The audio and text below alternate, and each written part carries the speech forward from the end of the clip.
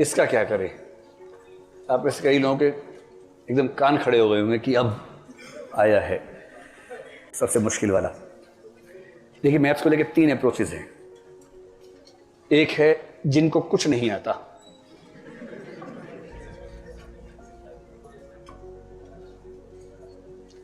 Plus चाहते भी नहीं। कुछ है इस कैटेगरी के लोग, इस मूड में आते हैं कि ना आता है ना सीखना है। अब बताइए, दम है तो पास करवा के दिखाइए हमें।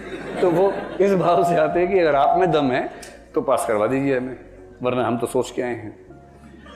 तो आप अपनी कैटेगरी सोच लीजिए। दूसरा है आता है, वो भी ठीक से आता है, ठीक है। और तीसरा थोड़ा थोड़ा आता है।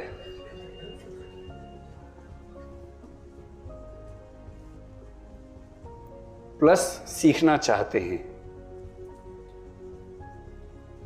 देखिए, लर्निंग के प्रोसेस में एक बात यह भी होती है कि काम आएगा नहीं आएगा से ज्यादा महत्वपूर्ण है कि आता है। जैसे अंग्रेजी में जो टीचर आपको पढ़ाने वाले हैं उनसे मैंने कहा कि क्वालिफाई कर लेंगे वो तो हो ही जाएगा, क्वालिफाई तो बहुत बड़ी चीज़ नहीं है, लेकिन ये कॉन्फिडेंस की भाषा आती है। अंग्रेजी में कुछ पढ़ें तो आसानी से समझ में आए, बोल सकें, ऐसा कुछ होना चाहिए। तो आप में से कुछ ऐसे भी होंगे कि मैथ्स बेशक परीक्षा में काम नहीं आएगा, लेकिन इसी बहाने थोड़ा सीख लेते हैं। अच्छा है, आना चाहिए, डर क्यों रखें उसका। अभी तो आप हीरो बन के बोल देंगे नहीं आता, नहीं सीखना है। आज से 10 साल बाद जब आपके घर में चुन्नू मुन्नू होंगे ना, जब वो स्कूल जाने लगेंगे, पेरेंट्स का सम्मान नहीं करते बिल्कुल भी। वो बोलेंगे पापा स्कूल में, मम्मी आज स्कूल में एलसीएम सिखाया, आपको आता है? मम्मी कहेंगे नहीं बेटा मुझे नहीं। मम्मी बन गई, दिमाग है नहीं। ऐसे बच्चे ऐसे बोलते हैं। आपने भी ये सब बोला होगा अभी अपने घर में, आप भी ऐसे बड़े नहीं हो गए, ये सब बोल के बड़े हुए होंगे। तो सीसेट में नहीं आएगा, समझ में आएगा। पर जब चुन्नू और मुन्नू या चुन्नी और मुन्नी जब सवाल पूछेंगे ना, बड़ी शर्म आएगी उस दिन, मन करेगा मिट्टी के अंदर गड़ जाए उस दिन। इसलिए कम से कम एलसीएम परसेंटेज सीख लीजिए। बड़ी बेइज्जती होती है घर के अंदर अगर आपको ना आता हो। मैंने तो सीखा ठीक से इस चक्कर में कि ऐसा ना हो कि हमारा नौनी हाल मजाक बना दिया हमारा, ठीक है। तो जिनको कुछ नहीं आता, चाहते भी नहीं, लेकिन हाँ कॉम्प्रिहेंशन में अच्छे हैं, रीजनिंग में अच्छे हैं, वो मैथ्स को एकदम छोड़ दें, जरा भी दिक्कत नहीं है, टेंशन ना लें। मतलब सीसेट के लिए कोई दिक्कत नहीं है। यूपीएससी में क्वालिफाइंग पेपर में है, वैसे अजीब सी अप्रोच है, पर जो भी हो। पहले जीएस मेंस में 50 नंबर का स्टैटिस्टिक्स आता था। जब प्रीलिम्स में ये सब आने लगा तो उन्होंने हटा दिया 2013 से। पहले तो आता ही था। और स्टैटिस्टिक्स किसी को ना आता हो और वो आईएएस बन जाए तो ये देश के लिए एक बहुत घातक स्थिति है, जिसको सांख्यिकी तक समझ में नहीं आती। एक बेसिक मैथमेटिक्स जितना कोई योजना बनाने के लिए ज़रूरी है, जितना किसी बजट को समझने के लिए, अपने ज़िले के लिए बजट मांगने के लिए ज़रूरी है, उतना ही मैथ्स अगर ना आता हो तो देश के साथ धोखा है दरअसल। पर ठीक है, अब है तो है, लेकिन अभी तो ये समझे कि रास्ता क्या है। तो मैं ऐसे लोगों को सम्मान के भाव से नहीं कह रहा हूँ, सिर्फ ये कह रहा हूँ कि चलिए रास्ता ढूंढना है तो ढूंढ लीजिए, मैनेज हो जाएगा, बशर्ते आप इन 2 चीज़ों में ठीक हो। अगर इनमें भी ठीक नहीं है और तब भी आपने ठान लिया कि मैथ्स नहीं पढ़ेंगे, तो फिर आईएएस ही क्यों, पीसीएस भी अच्छा एग्जाम होता है और स्कूल टीचर भी अच्छा एग्जाम है, वो सब भी ट्राई कर सकते हैं। फिर आईएएस थोड़ा मुश्किल होगा। तो जिनके पास ये दोनों क्षमताएं ठीक हैं, वो ऐसी कल्पना कर सकते हैं। जिनको ठीक से नहीं आता ये सब, उनको मैथ्स सीखना ही होगा, कोई चारा नहीं। मैथ्स में इस बार जो टीचर पढ़ाने वाले हैं आपको बहुत अनुभवी आदमी हैं। हमने इस बार सीसेट में पूरी टीम को नए सिरे से रीअरेंज किया है। एक लंबा चौड़ा डेमो सेशन रखे जिसमें मैं खुद पार्टिसिपेंट रहा। मैं 2011 में सीसेट पढ़ा चुका हूँ, मैथ्स भी पढ़ा चुका हूँ, रीजनिंग भी पढ़ा चुका हूँ, मेरा बड़ा प्रिय विषय ये रहा। तो जब 2011 में पहले साल मैथ्स, मतलब दूसरे टीचर पढ़ाते थे, अंत में ये हुआ कि 100-150 बच्चे थे जिनको मैथ्स का एम भी नहीं आता था। उनको वहाँ से शुरू करना था कि प्लस क्या होता है, माइनस क्या होता है, माइनस में खाली डंडा क्यों बनाते हैं, उनको उस लेवल से सीखना था। तो फिर मैंने 20-25 क्लासेस ली उनके लिए, उनको परसेंटेज, एवरेज, वो सब समझाया कि कंसेप्ट समझो, थोड़ी प्रैक्टिस करो, बहुत आसान है। मैथ्स तो बहुत आसान चीज़ है, अगर आपकी रुचि उसमें बन जाए तो उसमें ऐसा क्या है। तो इस बार हमने कोशिश की है कि कुछ ऐसे टीचर्स आपको मिले जो आपको उस लेवल पर ले जाके समझाएं, और मुझे उम्मीद है कि समझा भी देंगे। जिनको ठीक से आता है, केवल थोड़ी सी प्रैक्टिस करते रहे। उनका टारगेट ये होना चाहिए कि जो 20 या 12 अगर डीआई के सवाल हैं, ये सारे के सारे सवाल एकदम ठीक हों, और अगर आपने मैथ्स ठीक कर दिया तो काम खत्म हो गया। 27 से तो करना था, 20 मैथ से ही कर दिया। और यदि मैथ्स में 20 से कम है 17 है, तो इसका मतलब है कि 10-12 DI से सवाल आए हैं, 25-30 हो ही गए। So simple. हाँ, जो तीसरी कैटेगरी है कि थोड़ा थोड़ा आता है, सीखने की इच्छा भी है, अब तक डर है क्योंकि किसी ने ठीक से सिखाया नहीं, लेकिन मौका मिलेगा तो सीखना चाहेंगे। उनसे मैं कह रहा हूं कि कुछ टॉपिक्स को विशेष रूप से ध्यान देकर सीख लीजिए, बाकी छोड़ दीजिए। क्योंकि सीसेट में जो मैथ्स आता है ना, अगर पहले हम देखें सीसेट में मैथ्स क्या क्या आता है, अरिथमेटिक ज्यादा है, थोड़ी ज्योमेट्री है, थोड़ी सी अलजेब्रा का हिस्सा है।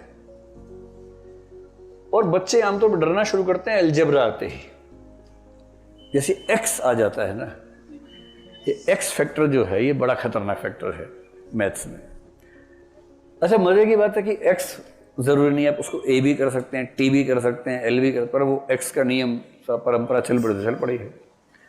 तो जहां आपने किसी बच्चे से कहा कि मान लो कि एक व्यक्ति के पास एक्स संख्या में संतरे, उसको लगता है यार संतरे एक्स कैसे हो सकते हैं, संतरे 8 होंगे 10 होंगे, एक्स कैसे हो गया। और फिर आपका वो संघर्ष शुरू, उसको समझाने कि एक्स केवल एक वेरिएबल वैल्यू है जो कुछ भी हो सकती है, इतने तो समझना है। लेकिन जिसके मन में वो खौफ बैठ गया है एक्स का, उसे कैसे मैनेज करें। तो कोई बात नहीं, जिनको जरा भी दिक्कत है अलजेब्रा छोड़ दें, ज्योमेट्री छोड़ दें, कोई दिक्कत नहीं है। ज्योमेट्री में क्या है कि आप सीखने में जितना समय लगाएंगे उतना बेनिफिट इस पेपर में होगा नहीं आपको। कोई और पेपर देना वहां हो जाएगा, लेकिन इस पेपर में उतना बेनिफिट नहीं है। मुश्किल से 1 या 2 सवाल आएंगे जो ट्राइंगल्स के बेस पे, वृत्त के आधार पे आते हैं, बाकी सवाल नहीं के बराबर आते हैं। यहां तो आपको अरिथमेटिक के कुछ टॉपिक्स पे फोकस ठीक से कर लेना चाहिए। और ये मैं इसलिए कह रहा हूं कि अगर आपने ये टॉपिक्स पढ़ लिए तो आप डेटा इंटरप्रिटेशन अपने आप ठीक कर देंगे। और यदि पिछले साल की तरह उससे 10-12 सवाल आ रहे फिर से, वो बड़ी मजेदार चीज है, आसान भी है। अरिथमेटिक का सबसे पहला टॉपिक है नंबर सिस्टम। अरे नंबर्स के प्रकार कौन कौन से हैं, नंबर्स की रेंजेस क्या क्या हैं, माइनस को माइनस से गुणा करेंगे तो क्या होगा, माइनस को प्लस से गुणा करेंगे तो क्या होगा, ऐसे कुछ बेसिक रूल्स जिन पर बेस 1-2 प्रश्न आ ही जाते हैं। दूसरा जो सबसे महत्वपूर्ण है वो है एलसीएम और एचसीएफ। एलसीएम एचसीएफ का सवाल ये कह के नहीं आता कि मैं एलसीएम का सवाल हूं, लेकिन उस सवाल को देख के आप समझ जाते हैं कि एलसीएम का सवाल है, और जैसे ही एलसीएम निकालेंगे इसका उत्तर निकल जाएगा। एलसीएम एचसीएफ तो जिसको आप लघुत्तम समापवर्तक और महत्तम समापवर्त्य कहते हैं, वो तो कोर है पूरे अरिथमेटिक का।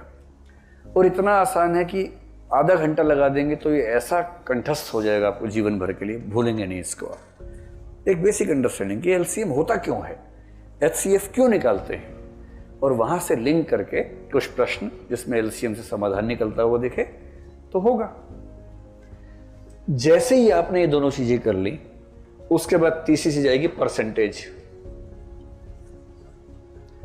परसेंटेज बेसिकली एक किस्म का फ्रैक्शन है। तो परसेंटेज, फ्रैक्शन, डेसिमल, ये तीनों भाई बहन हैं, एक साथ पाए जाते हैं। फ्रैक्शन का मतलब समझ रहे हैं, 2/4, 2/3, भिन्न जिसको बोलते हैं। और वो फ्रैक्शन जिसमें नीचे 100 है वो परसेंटेज है। तो फ्रैक्शंस का वो रूप जिसमें नीचे की संख्या 100 है वही प्रतिशत है। और उसी को जैसे ही आपने कहा कि भाई फ्रैक्शन के रूप में नहीं लिखेंगे, तो आप डेसिमल के रूप में लिख देंगे उसको। तो डेसिमल, फ्रैक्शंस और उनका एक स्पेसिफिक रूप परसेंटेज, इनमें से मुख्य रूप से परसेंटेज पर बेस। मैंने कल का पेपर देखा, आपका 18 का पेपर देखा कल, कम से कम 3-4 सवाल ऐसे हैं जो सिर्फ परसेंटेज की ठीक अंडरस्टैंडिंग होने से आ सकते हैं। चौथा टॉपिक है एवरेज, यानी कि औसत, और 5वां है रेशो एंड प्रपोर्शन। ये 5 टॉपिक्स तैयार करने में मेरे ख्याल से मुश्किल से किसी एवरेज इंटेलिजेंस के व्यक्ति को मुश्किल से 10 दिन लगेंगे। बस करना यह कि हर तरह के टॉपिक में, जैसे परसेंटेज है तो 8-10 तरह के सवाल बनते हैं, हर तरह के 20-20, 30-30 सवाल सॉल्व कर लीजिए। उसकी वर्कशीट्स हम आपको देंगे, अभ्यास यहां पर हो जाएगा। अगर आपने इतने प्रश्नों का अभ्यास कर लिया तो परसेंटेज आपकी पकड़ में होगी, फिर डरने की बात नहीं है। ये पहला लेवल है अरिथमेटिक का। अगर इसको कर लिया तो इसके बेस पर आपकी डीआई ठीक हो जाएगी। डीआई क्या है, हल्का सा भी समझाता हूं 5 मिनट में, लेकिन इसके बेस पर, क्योंकि डीआई में जितने भी सवाल आते हैं, अगर वो सिंपल सवाल है तो वो एडिशन, सब्ट्रैक्शन, मल्टीप्लिकेशन, डिवीजन से पूरे हो जाएंगे। लेकिन वो लोग कभी कभी थोड़ा सा टफ सवाल पूछते हैं जिसमें आपको परसेंटेज, एवरेज ये सब निकालनी आनी चाहिए। और जैसे ही आप वो सब निकालेंगे और अगर आपको टेबल ग्राफ समझ में आता है देखकर, आप उसकी इंटरप्रिटेशन नॉर्मली कर पाते हैं, तो मैथ्स के इन टूल्स की मदद से मुश्किल सवाल भी कर लेंगे। बात स्पष्ट हुई यहां तक? जो लोग यहां तक आराम से पहुंच जाएं और वो कहें कि भाई अलजेब्रा और ज्योमेट्री में तो नहीं जाएंगे, लेकिन इधर हम थोड़ी सी और मेहनत कर सकते हैं, ये लेवल 1 है। मेरी गुजारिश आप लोगों से है कि इतना तो कर ही लीजिएगा, ठीक है? इसमें जी मत चुराइएगा। इतना होने के बाद अगर लगे कि अभी हाफना शुरू नहीं हुआ है और अभी थोड़ा और दौड़ सकते हैं, तो लेवल 2 पर इनसे निकलने वाले कुछ प्रश्न, जैसे इंटरेस्ट, दोनों तरह का इंटरेस्ट, सिंपल इंटरेस्ट और कंपाउंड इंटरेस्ट, सरल ब्याज और चक्रवृद्धि ब्याज, ये दोनों आपको आ जाए। इसी के साथ एक टॉपिक खूब पूछते हैं, प्रॉफिट एंड लॉस।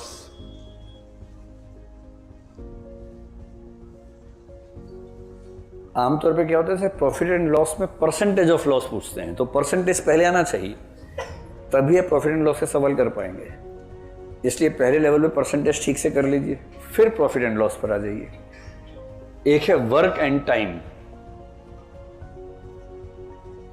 4 लोग एक काम को 4 घंटे में करते हैं, तो 7 लोग उसी काम को कितने घंटे में करेंगे, जबकि 2 लोग बीच में बीमार हो गए थे 2 घंटे के लिए।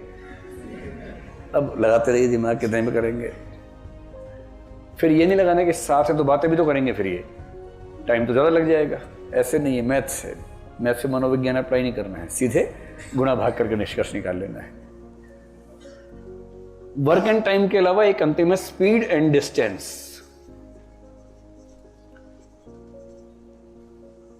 स्पीड एंड डिस्टेंस में आमतौर पर रेलगाड़ी के सवाल आते हैं, पर बस के हैं तो भी क्या दिक्कत है।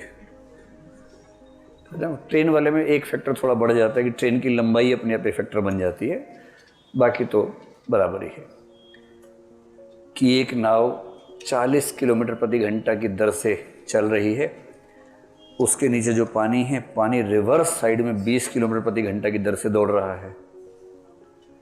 पड़ोस से एक दूसरी नाव आई, मोटर बोट आ गई जिसकी गति 60 की है, तो वह उसे कितने मिनट में पार कर देगी। इस तरह के जो सवाल होते हैं उनको बोलते हैं स्पीड एंड डिस्टेंस। अगर आपने ये दोनों लेवल्स कर ली, जो कि आसान लेवल्स हैं, तो मेरा ख्याल है कि 20 में से लगभग आप 13-14 सवाल सॉल्व कर लेंगे इतना मैथ्स पढ़ने के बाद।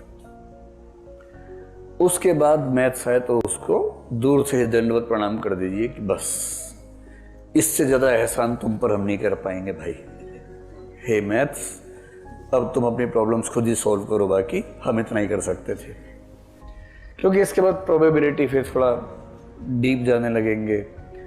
ट्रिगोनोमेट्री तो नहीं आती है, वरना वो थीटा फीटा जब आना शुरू होता है तो फिर ठीक ठाक मन में घबराहट होने लगती है। और फिर त्रिभुज, वृत्त, आयत, वर्ग, और ऐसे ही बीज गणित तो पता ही आपको, एक्स। सवाल भी ऐसा पूछते हैं कि उसने एक्स नामक वस्तु ए रेट पर खरीदी, फिर एक्स प्लस 2 वस्तुएं ए प्लस 3 रेट पर बेच दी, और अगले राउंड में x प्लस 4 वस्तुएं खरीद कर a प्लस 7 रेट पर बेच दिया।